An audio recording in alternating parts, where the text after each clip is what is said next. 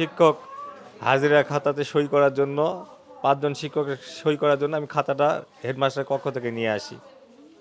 Headmaster বলতেছে, না আমার ঘরেই নিয়ে যাবে। এই কথা বলার পর, না আমি সই করে দিয়ে যাচ্ছি স্যার। সঙ্গে সঙ্গে ২ জন শিক্ষক আসে আমাকে মার শুরু করে দিল, নাকে মুখে চোখে ঘুষি, এবং আমার পায়ে করেছে, আঘাত লেগে আমার পাটা ভেঙে গিয়েছে। পাটা হয়েছে, আর ২ জন প্রচণ্ড আমাকে মার, আমার নাক দিয়ে রক্তাক্ত অবস্থায় আমি এবং জ্ঞান হারিয়ে ফেলি আমি, এবং মেঝেতে আমি লুটিয়ে পড়ি। এবং তারা তারা কাছে এইরকমই আমরা করব, এরপরে আরও ব্যবস্থা নিব। এই ভকেশনাল ২ জন শিক্ষক মনিরুজ্জামান আর সুলতান মাহমুদ, এই দুজন, এবং হেডমাস্টারতে ইন্ধন ছিল, এবং তিনি থাকা অবস্থায় এই ঘটনাটা ঘটেছে।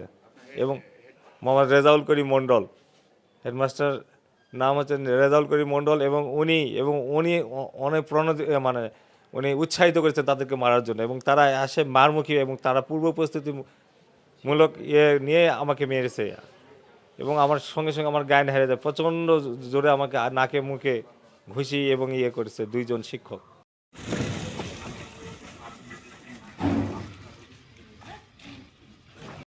আমি টিচার্স কমন রুম থেকে হঠাৎ দেখি হেড স্যার খুব চিল্লাচিল্লি করতেছে।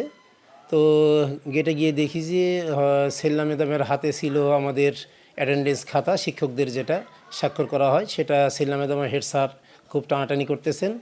ইতিমধ্যে আমাদের সুলতান স্যার এবং মনির স্যার রুমে প্রবেশ করে, এবং তাদের সঙ্গে জোবায়ের সাহেবের বাগবিতণ্ডা হয়। এক পর্যায়ে তারা জোবায়ের সাহেব এবং সুলতান এবং মনিরের মধ্যে আমি হাতাহাতি দেখেছি, এবং জোবায়ের সাহেব আগে মারতে উদ্যত হয়। আমি যেটা দেখেছি, তার চেয়ার থেকে উঠে গিয়ে সেল্লা ম্যাডামের পিছনে ওখানে মনির স্যারের উপর আক্রমণ করে এবং হাতাহাতি হয়।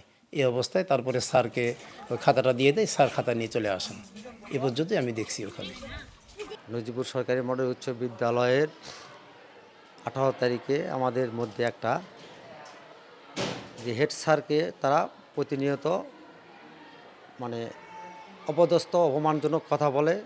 গতকাল হাজিরা খাতা হেড স্যারের রুমে ছিল। হেড স্যার বলছে এখানে সই করতে হবে, তার কথা কোন আইনে আছে বলে হেড স্যারকে অকথ্য ভাষায় গালাগালি এবং হুমকি ধুমকি দিয়ে খাতা তারা ওই রুমে নিয়ে যায়, এবং হেডমাস্টারকে বলে যে খাতা এখানেই থাকবে, আমরা এখানে সই করব, আপনার রুমে আমরা যেতে পারবো না। বা এইভাবে হেডমাস্টারকে অনেক পারিবারিক বিষয় এবং সব বিষয়ে তারা প্রতিনিয়ত হেডমাস্টারের সাথে খারাপ আচরণ করে।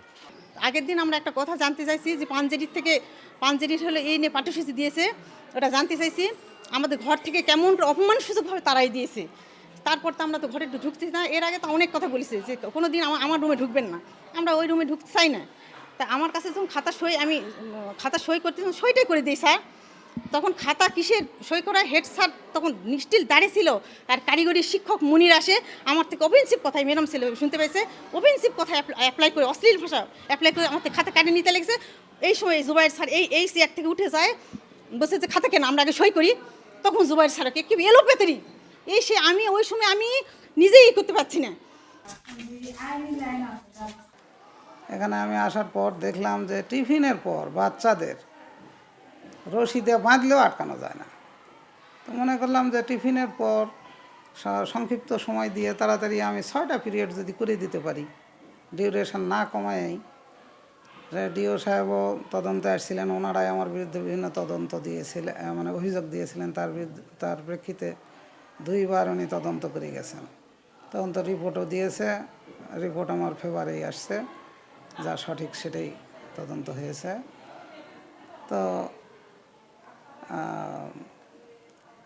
এইভাবে প্রতিষ্ঠানটা আমি একটা ওয়েল রান করাবো বা করাতে চাই, একান্ত মানে ইচ্ছা। যেখানেই থাকি আমি আমার কর্তব্য সম্পর্কে খুব সচেতন থাকি। নিজের পার্সোনাল সমস্যা যতই থাক, সেইটা আমার কর্মক্ষেত্রে কখনো আমি ফেলি না।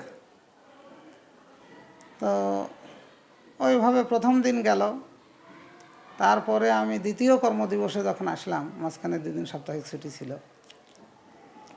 তখন এখানে সহকারী শিক্ষক বাবর আলী আমাকে প্রস্তাব দেন, স্কুল চালাতে গেলে আপনি আমাদের গ্রুপে যোগদান করেন। ওদের যে গ্রুপ, সেলিনা, বাবর, মালা, শাহিনুর পারভিন। প্রধান শিক্ষক হিসাবে ব্যর্থ এটা বলবো না, আমি আপ্রাণ চেষ্টা করছি, সততার সাথে, নিষ্ঠার সাথে, নিরপেক্ষতার সাথে।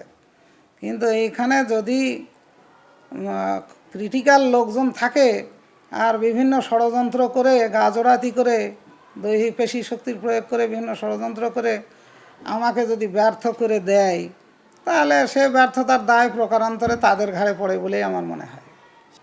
জেনেছে, ওই যে বললাম না, তদন্ত হয়েছে। হ্যাঁ, এখন একই ধরনের বিষয় বারবার করে কি ঊর্ধ্বতন কর্তৃপক্ষ বলাটা আমার কাছে বিরক্তিকর লাগে। আমি না, আইনি প্রক্রিয়া আমাকে একটা আবেদন সেকেন্ড অফিসার আসছিলেন, উনি দিতে বলেছেন, এখনও দেওয়া হয় নাই। এখন আমার সিনিয়র শিক্ষকদের সাথে একটু পরামর্শ করে দেখব কী করা যায়।